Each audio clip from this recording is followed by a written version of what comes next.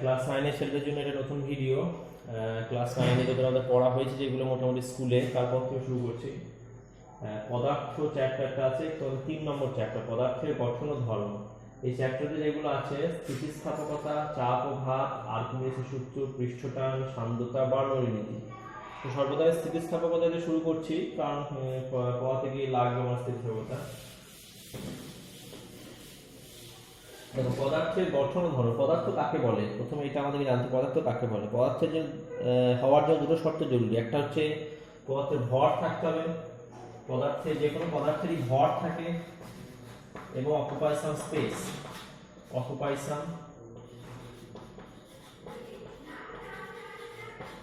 সাম space. এই দুটো পদার্থ হওয়ার জন্য মেন শর্ত। যে যে সমস্ত জিনিসের ভর আছে এবং তারা কিন্তু জায়গা, স্পেসের বাংলা যা বলতে পারছি না এখন, জায়গা দখল করে বা স্থান দখল করে, স্পেস দখল করে। যেমন ডাস্টার, এই ডাস্টারটা মনে করো, ডাস্টারটা দেখো কিছুটা এখানে রাখলাম, তো এই যে পুরো জায়গাটা দখল করলো, এই জায়গাটা অন্য কিছুকে রাখা যাবে না এখন, এবং ডাস্টারটা ভর আছে। ডাস্টারটা পদার্থ। কোনো পদার্থ কাকে বলে? পদার্থ হচ্ছে যার ভর আছে এবং যে কিছুটা স্পেস নেয়, স্থান দখল করে, তাকে বলা হয় পদার্থ। এবার পদার্থ কি নিয়ে তৈরি? পদার্থের গঠন। পদার্থ 3 রকমের আমরা জানি। পদার্থ 3 রকমের আমাদের জানা আছে: কঠিন, তরল এবং গ্যাসীয়, সলিড, লিকুইড অ্যান্ড গ্যাস। কঠিন, তরল এবং গ্যাসীয় পদার্থ। আরো দুটো পদার্থ আমরা জানি, একটা হচ্ছে প্লাজমা, আর একটা হচ্ছে কি অতি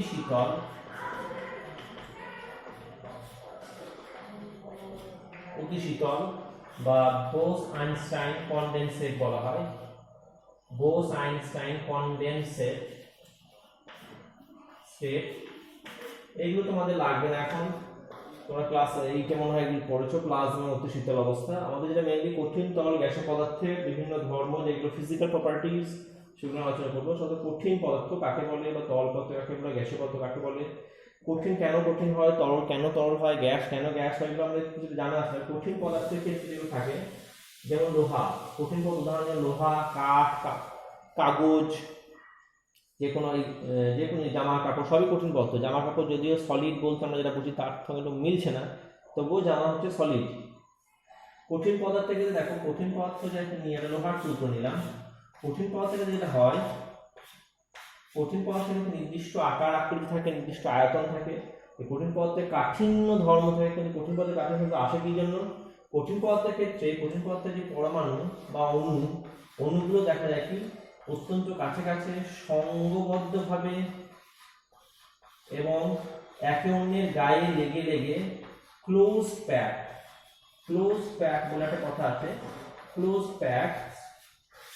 ক্লোজলি প্যাক হয়ে থাকে এবং একটা অন্যটা গায়ে লেগে লেগে থাকে, সেই জন্য কঠিন পদার্থ হয় শক্ত। এটা কঠিন পদার্থের ক্ষেত্রে, কঠিনের ক্ষেত্রে এই জন্য নির্দিষ্ট আকার থাকে। ক্রিস্টাল স্ট্রাকচার যেটা কঠিনের ক্ষেত্রে পাওয়া যায়, গ্যাস বা লিকুইডের ক্ষেত্রে পাওয়া যায় না। তরল পদার্থের ক্ষেত্রে থাকে, তরলের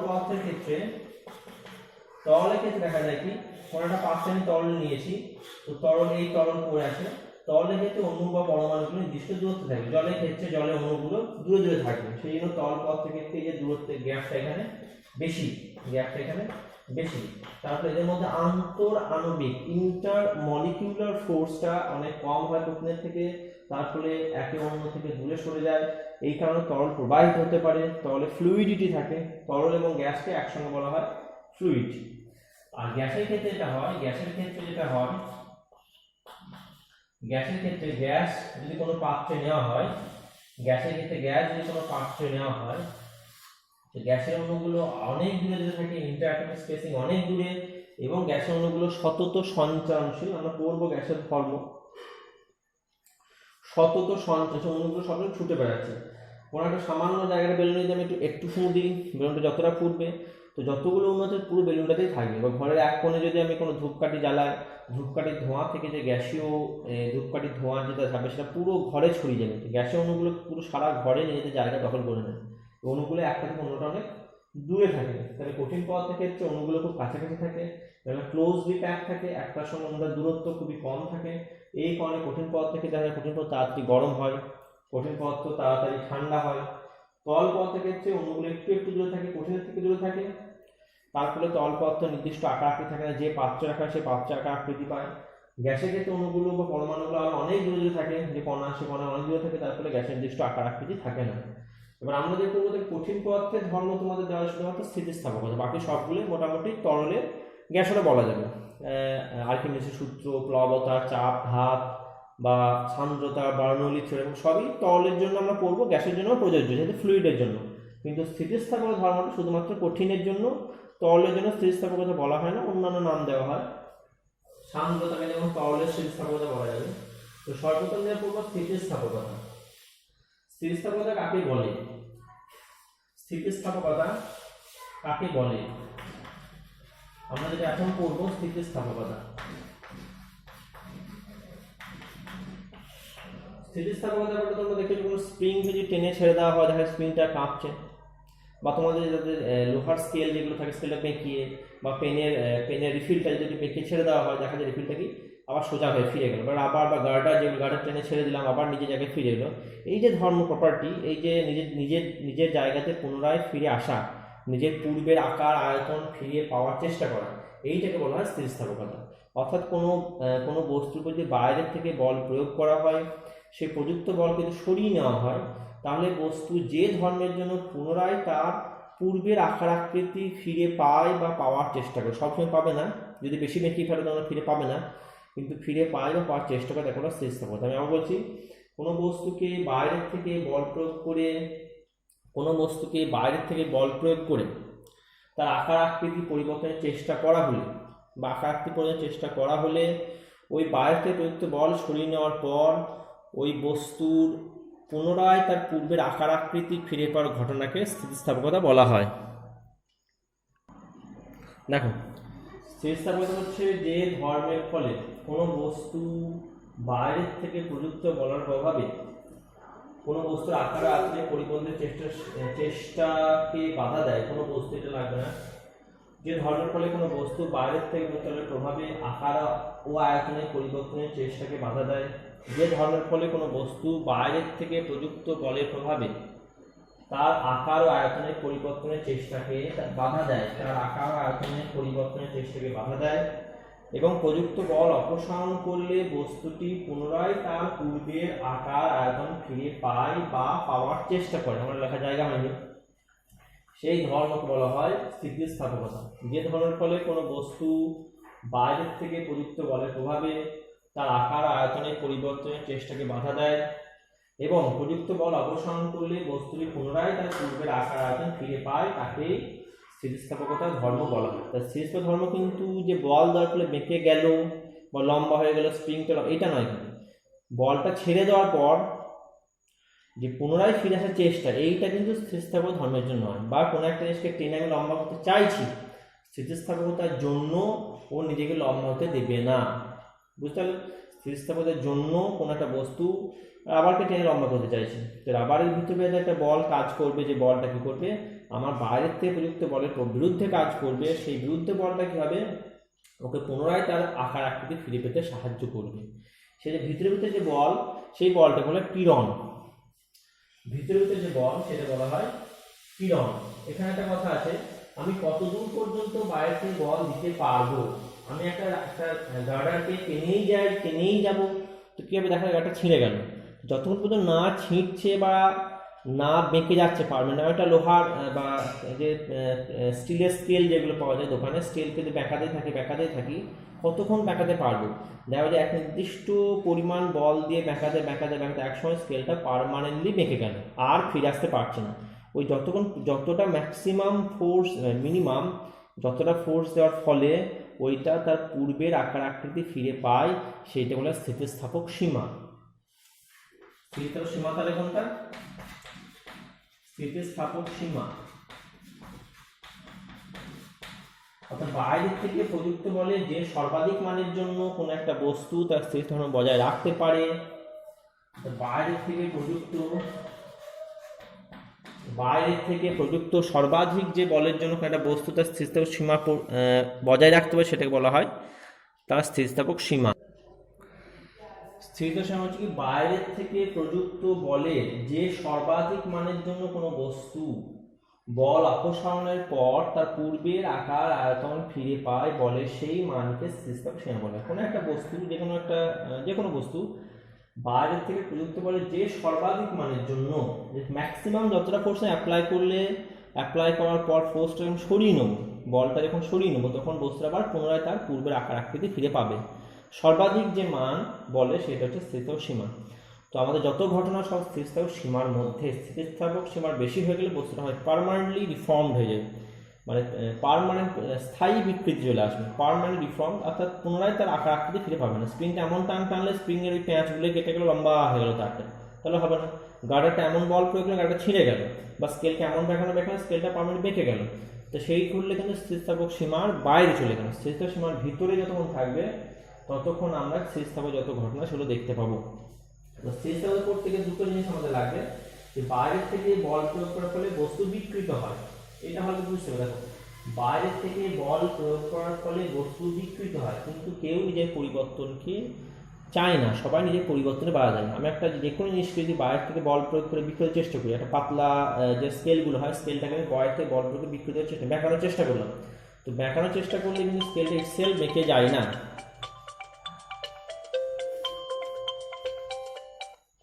স্কেল কিন্তু ইটসেলফ বেঁকে যায় না। যেটা দেখতে পাওয়া যায় যে স্কেলটাকে বেঁকাতে গেলে বাইরে থেকে বল দিতে হয়, তার ফলে কি কোনো একটা বস্তুকে বাইরে থেকে বল প্রয়োগ করে বিকৃত করার চেষ্টা করলে তার ভিতরে ভিতরে একটা বল উদ্ভূত হয়, যেটা কি বাইরের বলের দ্বারা যে পরিবর্তন, সেই পরিবর্তনে বাধা দেয়। সে বাইরের বলের প্রভাবে কোনো একটা বস্তুর ভিতরে যে বিকৃতি সৃষ্টি, বাইরের বলের প্রভাবে কোনো একটা বস্তুর মধ্যে যে ভিতরে বল উদ্ভূত হয় সেগুলো পীড়ন বলা হয়। আর বাইরের থেকে বল প্রয়োগ করার ফলে কোনো একটা বস্তু যতটা বিকৃত হয় সেটাকে বলা হয় বিকৃতি। তো স্থিতিস্থাপক দুটো সংজ্ঞা আমাদের খুব ইম্পর্টেন্ট, বিকৃতি, একটা হচ্ছে পীড়ন। একটা বিকৃতি, একটা পীড়ন।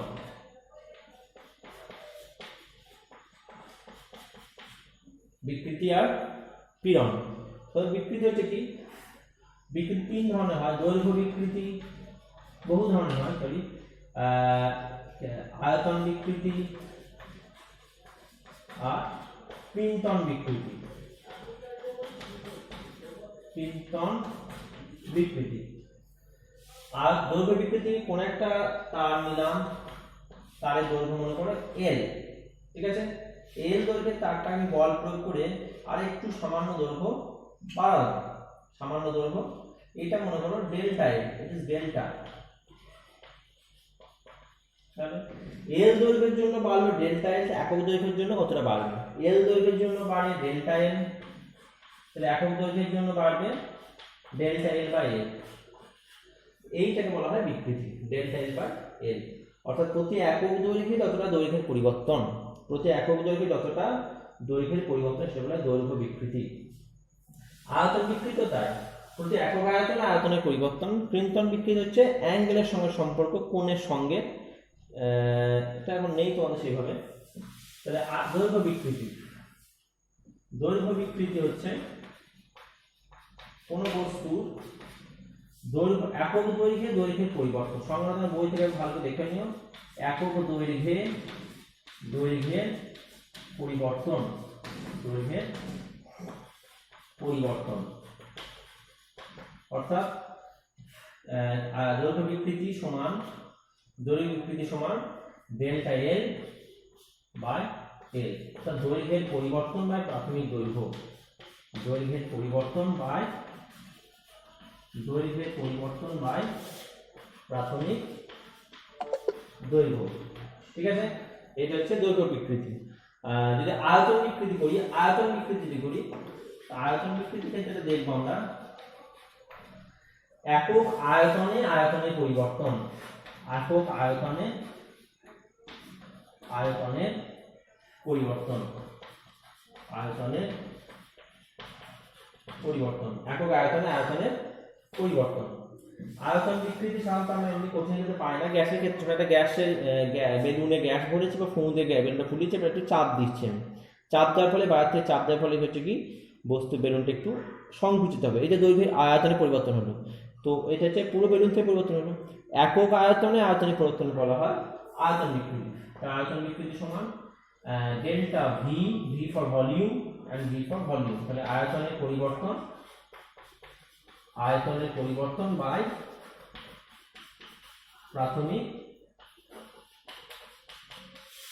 প্রাথমিক আয়তন। ঠিক আছে, আয়তন, এটা আয়তন বিকৃতি হলো। এবার দেখো বিকৃতি হচ্ছে দুই প্রকার রাশির অনুপাত, এখানে আয়তন এখানে আয়তন। তো আয়তন একক কেটে গেলে যেটা থাকবে যে উভয় প্রকার আয়তনের একক কেটে গেলে শুধুমাত্র মাত্রাহীন এককহীন রাশি পড়ে থাকবে, এককবিহীন রাশি পড়ে থাকে। সেই জন্য বিকৃতি কোনো একক থাকে না, বিকৃতির কোনো একক নেই। দুই প্রকার রাশি অনুপাত হওয়ার জন্য বিকৃতি এককবিহীন রাশি, বিকৃতি এককহীন হলো। এবার হচ্ছে পীড়ন।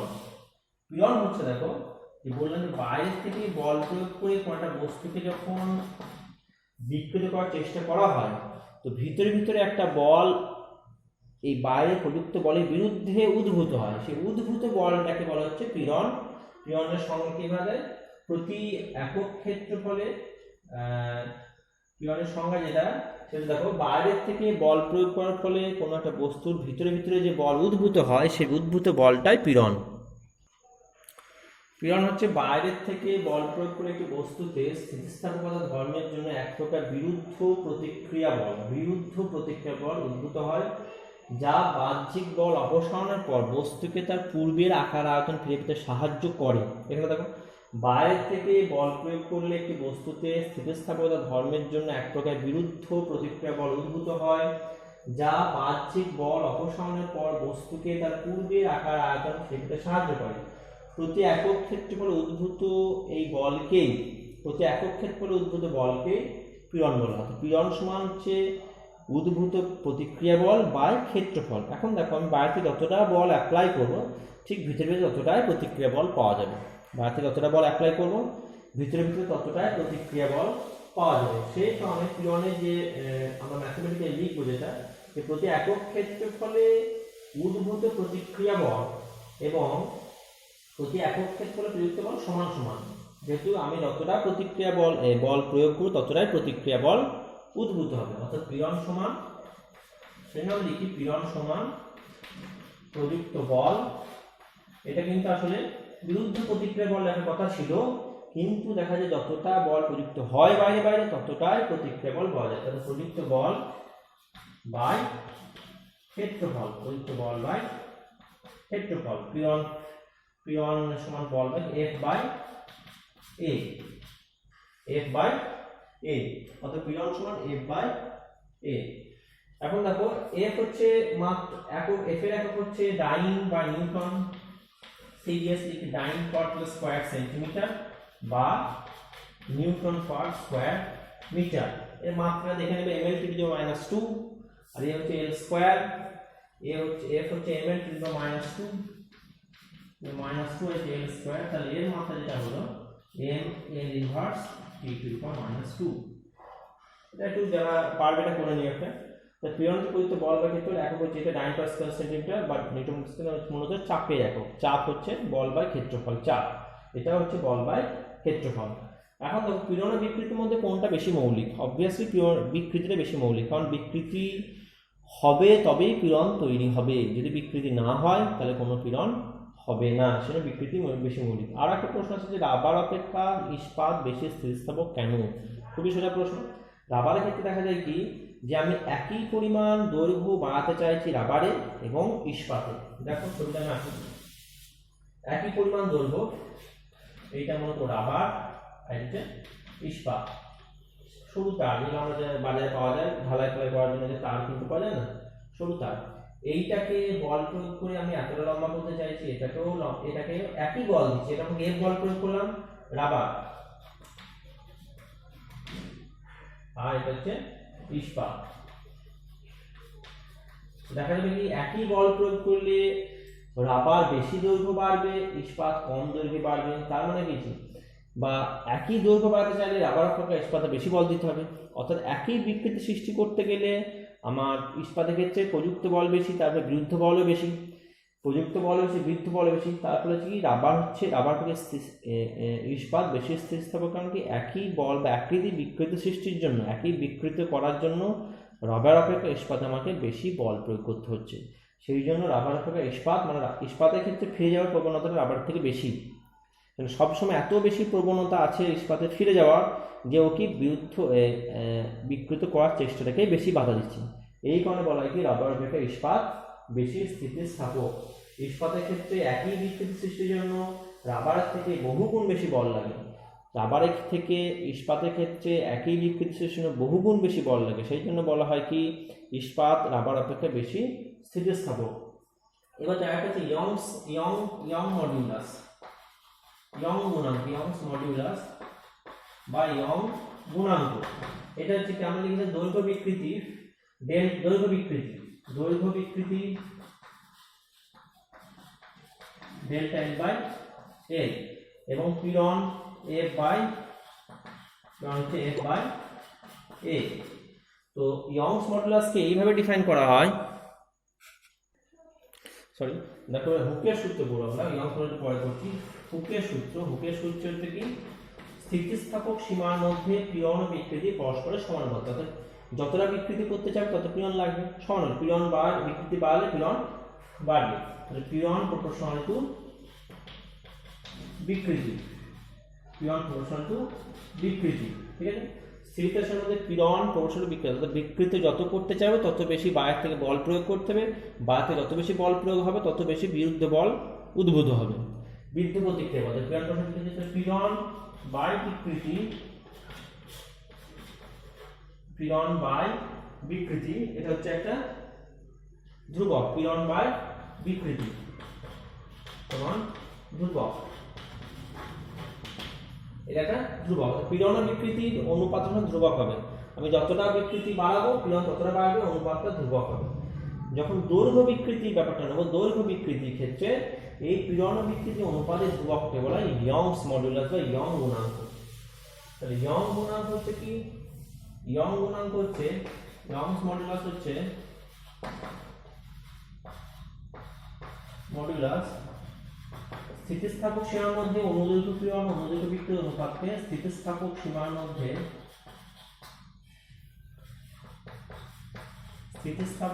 মধ্যে অনুপীড়ন মানে অনুদৈর্ঘ্য পীড়ন ও অনুদৈর্ঘ্য বিকৃতি অনুপাত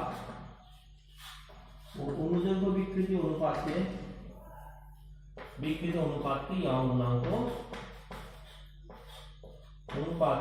গুণাঙ্ক বলা হয়। অনুপাতকে ইয়ং গুণাঙ্ক বলে, অর্থাৎ ইয়ং গুণাঙ্ক y সমান হচ্ছে পীড়ন বাই বিকৃতি, অনুদৈর্ঘ্য পীড়ন কিন্তু, এবং এই অনুদৈর্ঘ্য বিকৃতি, এটা অনুদৈর্ঘ্য বিকৃতি এবং এটা অনুদৈর্ঘ্য পীড়ন। স্টেজের মধ্যে অনুদৈর্ঘ্য পীড়ন অনুদৈর্ঘ্য বিকৃতি অনুপাতকে ইয়ংস মডুলাস বলে। এখন পীড়ন সমান জানি f বাই a আর বিকৃতি ডেল্টা l বাই l, ঠিক আছে, ডেল্টা l বাই l।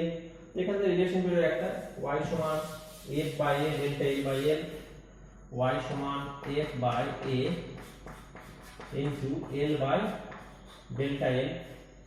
এখানে বিভিন্ন রিলেশন বের হয়, f সমান বের হবে দেখো y a ডেল্টা l, এখান থেকে f বের হবে f সমান y a delta l by l, এটা রিলেশন বের হয়। ডেল্টা l এর দৈর্ঘ্যের পরিবর্তন। এবার ইয়ংস মডুলাসের একক কি হচ্ছে, ইয়ংস গুণাঙ্কের পীড়ন একক যেটা, সেটা ইয়ংস গুণাঙ্কের একক। যেমন পীড়নের একক হচ্ছে নিউটন পার মিটার স্কয়ার, তাহলে ইয়ং গুণাঙ্ক একক নিউটন পার স্কয়ার।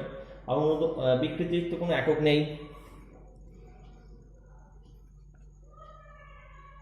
তো পিতলের ইয়ং গুণাঙ্ক 9.8 × 10⁻11 ডায়ামিটার স্কয়ার বলতে আমরা কি বুঝবো, এটার মানে হচ্ছে কি যে একক দৈর্ঘ্যে কোনো পিতলের দৈর্ঘ্য একক বৃদ্ধি করতে, কোনো পিতলের একক দৈর্ঘ্য বৃদ্ধিতে, কোনো পিতলের দণ্ডের একক দৈর্ঘ্য বৃদ্ধিতে প্রতি বর্গ সেন্টিমিটার ক্ষেত্রে 9.8 × 10⁻11 ডাই বল প্রয়োগ করতে হবে। অর্থাৎ কোনো পিতলের দণ্ডের একক দৈর্ঘ্য বৃদ্ধির জন্য প্রতি বর্গ সেন্টিমিটারে 9.8 ইন্টু 10 টু 11 ডাইন বল প্রয়োগ করতে। আর বলছি কোনো একক দৈর্ঘ্যে কোনো পিতলের দণ্ডে একক দৈর্ঘ্য বৃদ্ধির জন্য প্রতি বর্গ সেন্টিমিটারে 9.8 ইন্টু 10 টু 11 ডাইন বল প্রয়োগ করতে হবে। ঠিক আছে, হুকের সূত্রে আমরা F সমান একটা দেখো পেলাম, হুকের সূত্রে P1 প্রশ্ন টু বিকৃতি, P1 প্রশ্ন টু বিকৃতি। যদি আমরা স্প্রিং এর ক্ষেত্রে জানি স্প্রিং, তাকে যদি আমরা বল প্রয়োগ করি F, তো যদি x দৈর্ঘ্য বাড়ে এইটুকু দৈর্ঘ্য বৃদ্ধি পেয়ে হলো মনে করো x, তো স্প্রিং ক্ষেত্রে পাবো F প্রপোর্শনাল টু x। এটা ওয়ান টাইপের হুকের সূত্রে বটে, F proportional x by F সমান kx। k হচ্ছে অনুপাতিক ধ্রুবক,